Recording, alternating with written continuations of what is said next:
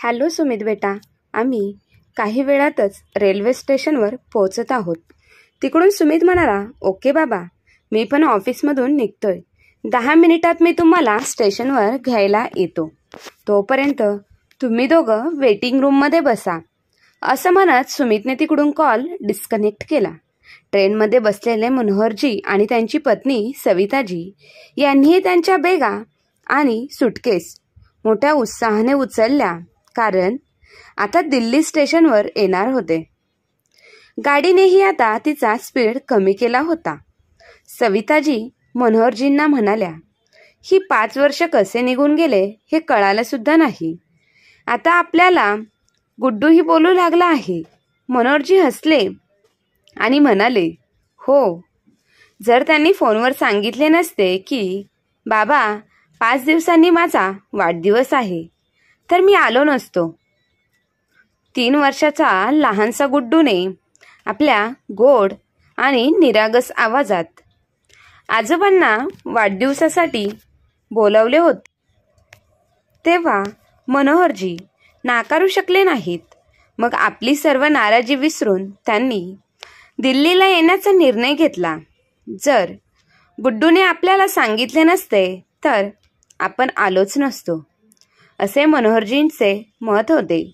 मनोहरजी सविताजींना म्हणू लागले की या 5 वर्षात सुमित आणि नेहाने एकदाही फोन केला नाही. अहो, कारणच तुम्ही स्वतःला त्रास का करून घेत आहात? आता झालं गेलं विसरून जावा. मुलं आपल्याला कामात व्यस्त असतात. दोघांनाही ऑफिसला जावे लागते आणि आपण इथे येऊन काय केले असते? एकतर ते दोघेही घरात नसताना ठीक आहे, तुम्ही आता त्याला घ्यायला बोलवले आहे ना, मग कशाला उगीच टेन्शन घेता? आणि ऐका, गुड्डूच्या वाढदिवसाच्या कार्यक्रमामध्ये काहीही झाले तरी जास्त टेन्शन घेऊ नका. शहरातले वातावरण वेगळे असते. इथले राहणीमान, खाणं पाणी हे गावच्या तुलनेत खूप वेगळं आहे. यावर मनोहरजी म्हणाले, हो, मला माहीत आहे. मी काय पहिल्यांदाच दिल्लीला येत आहे का? चल, आता प्लॅटफॉर्म आले आहे आणि हो, माझ्या मागे सावकाश उतर, गडबड करू नकोस. मनोहरजी त्यांची सुटकेस ओढत ते ट्रेनच्या दरवाजामध्ये येऊन उभे राहिले. सविताजी त्यांच्या मागोमाग बॅग आणि पाण्याची बाटली घेऊन चालत होत्या. 5 वर्षापूर्वी दिल्लीत कामाला आलेला त्यांचा मुलगा सुमितने दिल्लीतच गुपचूप नेहाशी लग्न केले होते. मनोहरजी आणि सविताजी यांना जेव्हा कळाले की त्यांच्या मुलाने दिल्लीतच एका मुलीशी प्रेमविवाह केला आहे, तेव्हा त्यांना त्याचा खूप राग आला होता. आता सुमितच्या लग्नाच्या 5 वर्षानंतर सुमितचा मुलगा गुड्डू 3 वर्षाचा झाल्यावर त्याच्या वाढदिवसानिमित्त दिल्लीतील एका मोठ्या हॉटेलमध्ये एका भव्य पार्टीचे आयोजन करण्यात आले होते. सुमित आणि नेहाने त्यांना निमंत्रण देण्याची केवळ औपचारिकता पार पाडली होती, पण नातवाच्या आग्रहाखातर मनोहरजी आणि सविताजी हे गुड्डूच्या वाढदिवसाला दिल्लीला येण्यास तयार झाले. ट्रेन प्लॅटफॉर्मवर थांबताच मनोहरजी सविताजींचा हात धरून प्लॅटफॉर्मवर उतरले. त्यानंतर ते स्टेशनवर असलेल्या बाकावर जाऊन बसले. तेव्हा त्यांनी सुमितला फोन केला आणि म्हणाले, बेटा, किती वेळात येतो? आम्ही स्टेशनवर उतरलेलो आहेत. तिकडून सुमित म्हणाला, अहो बाबा, फक्त अर्धा तास लागेल. तोपर्यंत तुम्ही वेटिंग रूममध्ये बसा आणि तोपर्यंत चहा वगैरे प्या. मी आता ऑफिसमधून निघतच आहे. यावर मनोहरजी सुमितला म्हणाले, तू अजून ऑफिसमधून निघाला नाही का? तू तर म्हणत होता 10 मिनिटात येतो. सुमित असे बोलल्यावर मनोहरजींना सुमितचा खूप राग आला. अहो बाबा, एक एम्प्लॉई फाईट साईन करण्यासाठी होती. 20-25 मिनिटात मी तुमच्यापाशी पोहोचतो, एवढे बोलून सुमितने तिकडून फोन कट केला. मनोहरजी स्वतःशीच बडबड वेटिंग रूमकडे निघाले. अजून सुमित ऑफिसमधून निघाला सुद्धा नाही आणि म्हणत होता की त्याला अजून अर्धा तास लागेल. ही काय पद्धत आहे का? सविताजी म्हणाल्या, अरे देवा, आता काय झाले? तुम्ही बडबड का करत आहात? येईल तो हो, काम करत आहे, फिरत तर नाही ना. यावर मनोहरजी म्हणाले, तुझ्या अशा वागणुकीचाच मला तुझी चीड येते. प्रत्येक वेळेस सुमितचीच बाजू घेत असते. अगं, त्याला माहीत होतं की आज आपण येणार आहोत, मग तो आपल्याला घ्यायला स्टेशनवर गाडी पाठवू शकत नव्हता का? आज गुड्डूचा वाढदिवस आहे, मग त्याने सुट्टी घ्यायला हवी होती ना. यावर सविताजी म्हणाल्या, सुट्टी घ्यायची काय गरज आहे? बर्थडेचा कार्यक्रम तर हॉटेलमध्ये आहे. सर्व काही तयारी करणे हॉटेलवाल्यांचे काम आहे. आपल्याला काय फक्त पैसेच तर द्यायचे आहेत आणि हॉटेलमध्ये जायचे आहे. यावर मनोहरजी चिडून म्हणाले, आता बास कर. चल पलीकडच्या साईडला प्लॅटफॉर्म आणि वेटिंग रूम पण तिकडेच आहे. मनोहरजी सुटकेस ओढत चालू लागले. पायऱ्या चढून ते पलीकडच्या प्लॅटफॉर्मवर पोहोचले. वेटिंग रूममध्ये आल्यावर दोघांनी तोंड हातपाय धुवून एक एक कप चहा घेतला. सुमारे अर्धा तासानंतर मनोहरजींनी पुन्हा सुमितला फोन केला. हो बाबा, आत्ताच निघाला आहे. हॉटेलमध्ये काही ॲडव्हान्स पैसे भरून मग स्टेशनवर पोहोचतो. फोन खिशात ठेवत मनोहरजी गप्प बसले. पाहून सविताजी म्हणाल्या, काय झालं? चहाचा घोट घेत मनोहरजी म्हणाले, अगं, तो आत्ता हॉटेलला जातोय, त्यानंतर येईल. बरं ठीक आहे, येईल तो, तुम्ही काळजी करू नका. आणि आता तर फक्त 11:30 वाजलेत. अजून तर पूर्ण दिवस पडलाय. वाढदिवसाचा कार्यक्रम तर संध्याकाळी 7च्या नंतर सुरू होणार आहे. त्यानंतर जवळपास 1 वाजला होता आणि ते दोघेही बसून कंटाळले होते. तेव्हा मनोहरजींनी सुमितला पुन्हा फोन केला. बराच वेळ फोनची रिंग वाजत राहिली. 2-3 वेळा फोन करूनही सुमितने काही फोन उचलला नाही. तेव्हा मनोहरजी रागाने म्हणाले, बघ, आता तो माझा फोन देखील उचलत नाही. मग सविताजी मनोहरजींना समजावू लागले, उगीच तुम्ही चिडचिड करून घेऊ नका. कदाचित तो ट्रॅफिकमध्ये अडकला असेल. त्याने गाडी चालवावी की तुमचा फोन उचलावा. यावर मनोहरजी म्हणू लागले, अर्ध्या तासात येतो म्हणाला होता आणि आता 1.5 तास होऊन गेला आहे, तरीही महाशय अजून आले नाहीत. मनोहरजींच्या चेहऱ्यावर अजूनही संतापाचे भाव स्पष्ट दिसत होते. सविताजी म्हणू लागल्या, दिल्ली इतकी मोठी आहे, लोकही तितकेच असणार आणि गाड्याही तितक्याच असणार, त्यामुळे तो ट्रॅफिकमध्ये अडकला असावा. उगतच नाही दिल्लीला आपल्या देशाची राजधानी म्हणत. तेवढ्यात मनोहरजींचा फोन वाजला. मनोहरजींनी लगेच फोन उचलला. हॅलो, अरे कुठे आहेस? सुमितने उत्तर दिलं, सॉरी पप्पा, मी ट्रॅफिकमध्ये अडकला आहे. किती वेळ लागेल माहीत नाही. मी नेहाला कॉल करून सांगतो, ती तुम्हाला घ्यायला येईल. तिचं ऑफिस स्टेशनच्या जवळच आहे.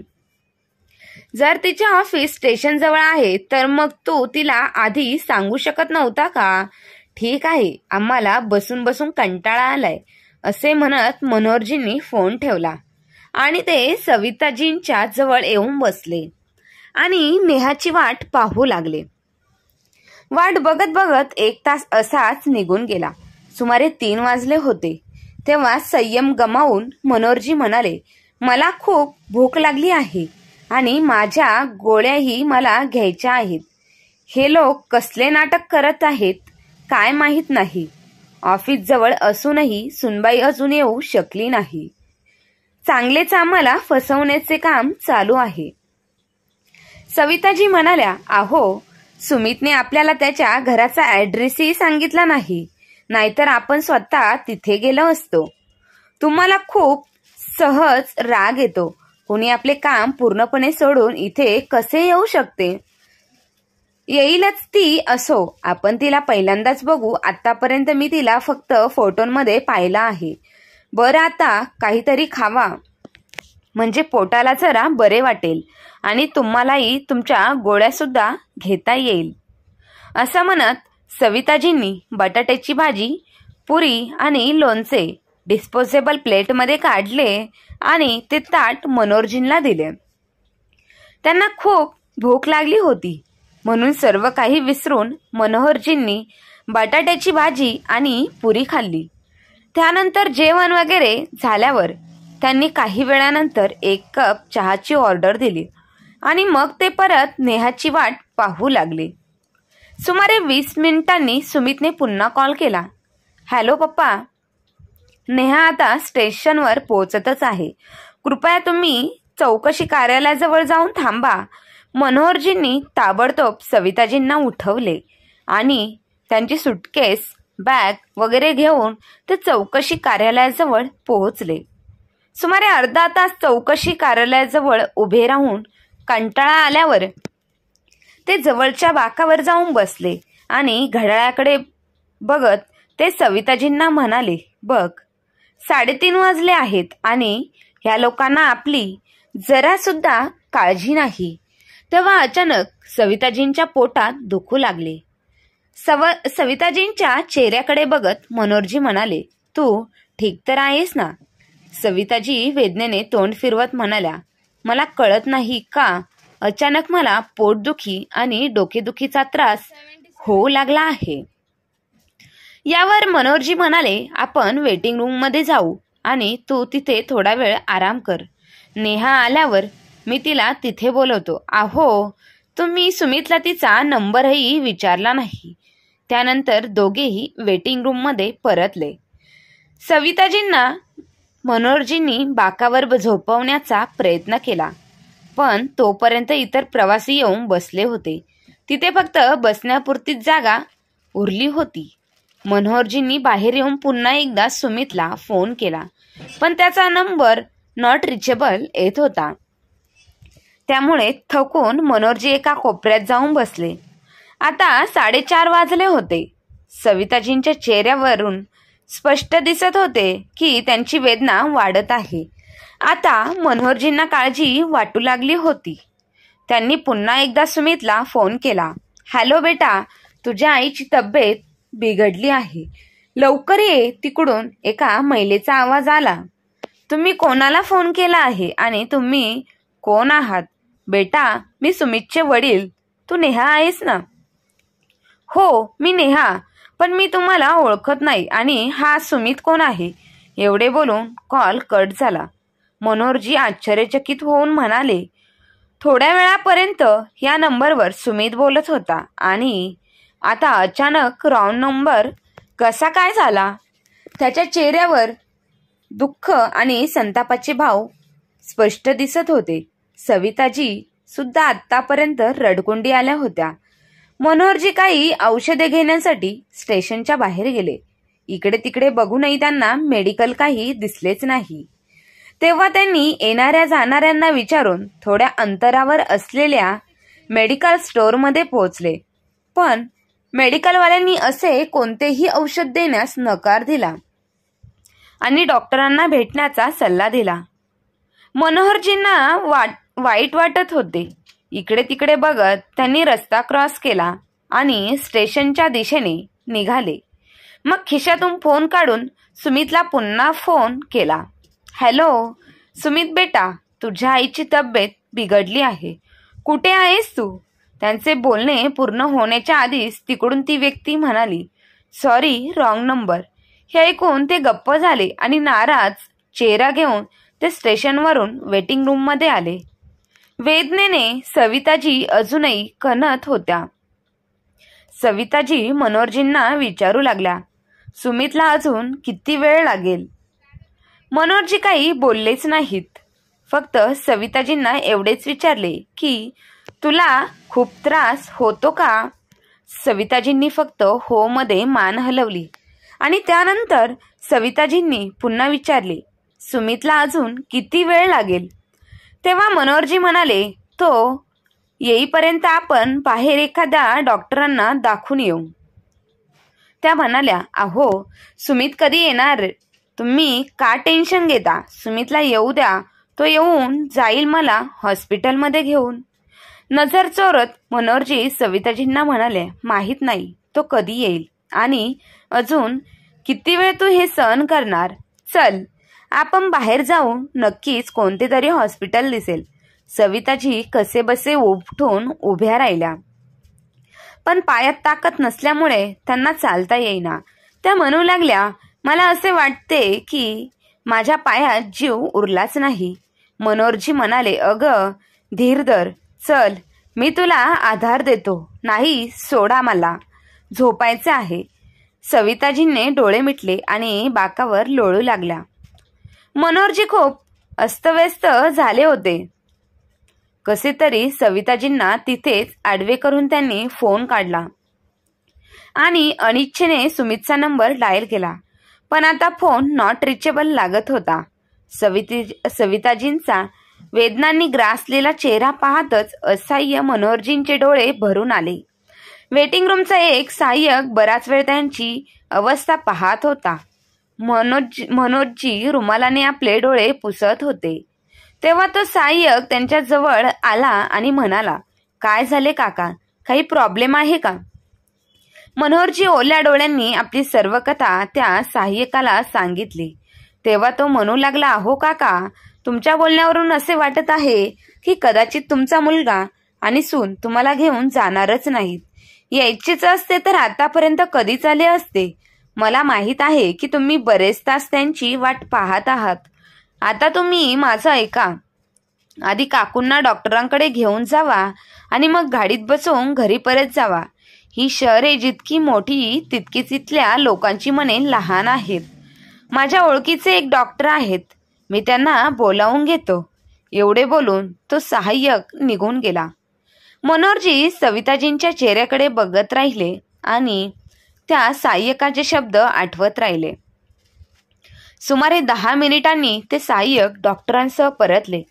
डॉक्टरांनी चेकअप करूनही काही औषधे लिहून दिली आणि प्रिस्क्रिप्शन मनोहरजींना दिले. मनोहरजींनी डॉक्टरांना फी विचारली, पण डॉक्टरांनी फी घेण्यास नकार दिला. तुम्ही माझ्या आईवडिलांसारखेच आहात. तुम्ही त्वरित माझ्यासोबत येऊन औषधे घ्या. माझे मेडिकल स्टोअर इथे जवळच आहे. मनोहरजींच्या डॉक्टरांच्या मागे जायला उठले. तेव्हा सहाय्यक म्हणाले, काका तुम्ही मावशीजवळ बसा, मी औषधे घेऊन येतो. डॉक्टरांनी सहाय्यकाला जाताना पाहून मनोहरजींना आश्चर्य वाटले की या शहरात जिथे आपले लोकही परके झाले आहेत आणि ह्याच शहरातले हे अनोळखी लोक आपल्याला मदत करत आहेत. मनोहरजी सविताजीच्या जवळ जाऊन बसले. सुमारे 15-20 मिनिटांनी सहाय्यक परत आला आणि त्याने मनोहरजींच्या हातात औषधे दिली. मनोहरजींनी सविताजींना उठवले आणि ते त्यांना औषधे देऊ लागले. सहाय्यक अजूनही जवळच उभा होता. तो मनोहरजींना म्हणाला, तुम्ही आज सकाळीच बेरेलीहून आलात ना? यावर मनोहरजी हो हो म्हणाले. मनोहरजींचे बोलणे पूर्ण होण्याआधी सहाय्यक म्हणाला, मी तुम्हाला पाहिलं होतं. आता तीच ट्रेन तासभराने याच प्लॅटफॉर्मवर परत येईल. माझा एक सल्ला ऐका. तुम्ही परत तुमच्या गावी जावा. तुमचा मुलगा तुम्हाला काही घ्यायला येणार नाही. इतक्या वेळात तुम्ही गावाला जाऊन परत आला असता. पण बघा, इतका वेळ होऊन सुद्धा तुमचा मुलगा तुम्हाला घ्यायला आला नाही. सहाय्यकाचे बोलणे पूर्ण होण्याआधीच मनोहरजींनी खिशातून 500 रुपयांच्या 2 नोटा काढल्या आणि त्याच्याकडे दिल्या आणि म्हणाले, बेटा औषधांचे पैसे घे आणि आमच्या दोघांसाठी रिटर्न तिकीटही आण. सहाय्यक पैसे घेऊन निघून गेला. सविताजींना औषधाने आता थोडे बरे वाटू लागले होते. काही वेळाने सहाय्यक तिकीटे घेऊन आला. त्यानंतर बेरेलीकडे परत जाणारी ट्रेन प्लॅटफॉर्मवर येऊन थांबली होती. सहाय्यकाने त्यांना ट्रेनमध्ये आरामात बसवल्यानंतर त्याने सविताजींना काही बिस्किटे आणि फळे आणून दिली आणि त्यांच्याजवळ बसून आपल्या कुटुंबाबद्दल बोलू लागला. ट्रेनने आधीच निघण्याचा हॉर्न दिला होता. सहाय्यकाने दोघांनाही त्यांच्या प्रवासासाठी शुभेच्छा दिल्या आणि त्यांचे चरण स्पर्श करून तिथून निघून गेला. फोनची रिंग ऐकून मनोहरजींनी फोन उचलला. तेव्हा ट्रेन प्लॅटफॉर्मवरून हळूहळू पुढे जाऊ लागली होती. सुमित तिकडून फोनवर विचारत होता, हॅलो बाबा, तुम्ही कुठे आहात? सॉरी, रॉंग नंबर असे म्हणत मनोहरजींनी फोन बंद केला आणि वेगाने मागे जाणाऱ्या स्टेशनला खिडकीतून पाहू लागले. कधी कधी आपली रक्ताची लोक परकी होतात आणि परकी लोक कामी येतात.